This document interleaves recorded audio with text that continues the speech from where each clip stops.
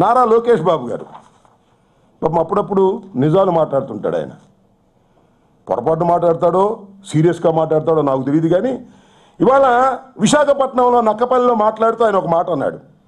రాష్ట్రానికి ప్రత్యేక హోదా ఇవ్వలేదని కేంద్రంతో విభేదించే పరిస్థితి లేదు. ప్రత్యేక హోదా ఇవ్వలేదని కేంద్రంతో విభేదించేటటువంటి పరిస్థితి మాకు లేదు. మా నాన్నగారు విభేదించే పరిస్థితిలో లేరు. మా రాజకీయ పార్టీ విభేదించే పరిస్థితిలో లేదు. మా ప్రభుత్వం విభేదించే పరిస్థితిలో లేదు. ఆ పరిస్థితి వాళ్ళ మాకు లేదు నాయన అని ఒక వాస్తవాన్ని చెప్పాడు. ఎందుకు లేదు అంటే మా నాన్నగారు ఓటుకు నోటు కేసులో దొరికిపోయారు.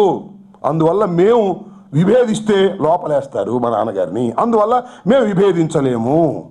మా నాన్నగారు లక్షల కోట్ల రూపాయలు రాజధానిలో కాజేస్తున్నారనే విషయం కేంద్ర ప్రభుత్వానికి తెలుసు. విభేదిస్తే కేసులు పెట్టి మమ్మల్ని లోపలేస్తారు. అందువల్ల మేము విభేదించలేము.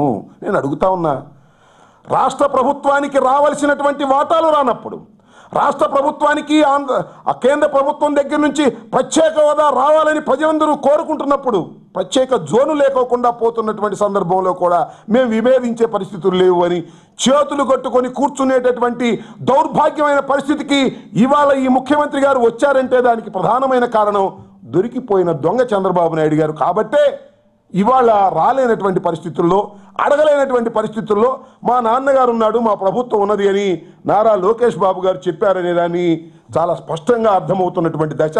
ఈ రాష్ట్రంలో చంద్రబాబు నాయుడు గారికి విదేశాలంటే విపరీతమైన మోజు. ఎందుకో నాకు తెలియదు, విపరీతమైన మోజు. ఈ 3 సంవత్సరాలు అనేక సార్లు విదేశాలు వెళ్ళాడు.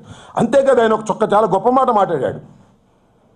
నాకు కానీ వెంకయ్యనాయుడు గారికి కానీ ఇండియాలో పుట్టాలని మేము ఎందుకు అనుకుంటాం, ధనవంత దేశమైనటువంటి అమెరికాలో పుట్టాలని అనుకుంటాం అంటే డబ్బు మీద, విలాసాల మీద, అమెరికా లాంటి దేశాల మీద, విదేశాల మీద చంద్రబాబు నాయుడు గారికి మోజు తప్ప భారతదేశం మీద, ఆంధ్రప్రదేశ్ మీద ఏ విధమైనటువంటి కనికరము లేదు. అప్పుడు గురజాడ అప్పారావు గారు ఎవరు చెప్పారు, ఏ దేశం ఎగినా ఎందుకు కాలినా పొగడరా నీ తల్లి. గురజాడ అప్పారావు గారు కదా ఎవరన్నా కానీ ఏ దేశం ఎగినా, రాయపోడు సుబ్బారావు గారు ఏ దేశం ఎగినా ఎందుకు కాలినా పొగడరా నీ పుణ్య భూమి భారతిని అని చెప్పారు. మన చంద్రబాబు నాయుడు గారు ఏ దేశం ఎగినా ఎందుకు కాలినా మేము దౌర్భాగ్యం ఉన్నాం, మా దేశం బాగోలేదు, మా రాష్ట్రాన్ని విభజించారు, బ్రహ్మాండంగా అమెరికా ఉంది, బ్రహ్మాండంగా చైనా ఉంది, ఏ దేశం వెళ్ళినా ఆ దేశాన్ని పొగట్టం, మన దేశాన్ని కించపరిచేటటువంటి పరిస్థితుల్లోకి చంద్రబాబు నాయుడు గారు చేస్తున్నటువంటిది చాలా దారుణమైనటువంటి అంశం. దీన్ని మేము తీవ్రంగా ఖండిస్తున్నాం. ఏ దేశం వెళితే ఆ దేశంలో పెట్టుబడులు తీసుకురావడానికి ప్రయత్నం చేయాలి. ఆ దేశంలో ఏం మాట్లాడాలో తెలుసుకోవాలి. అక్కడికి వెళ్ళి వేరే పిచ్చి మాటలు మాట్లాడేటటువంటి పరిస్థితుల్లో చంద్రబాబు నాయుడు గారు ఉండటం నిజంగా ఆంధ్రప్రదేశ్కు చిగ్గుచేటు. ఆంధ్రప్రదేశ్ ఇవాళ అవమానకరమైనటువంటి పరిస్థితుల్లో ముఖ్యమంత్రి గారు చేస్తున్నారు. ఇది బాధాకరమైనటువంటి అంశంగా మేము భావిస్తున్నాం.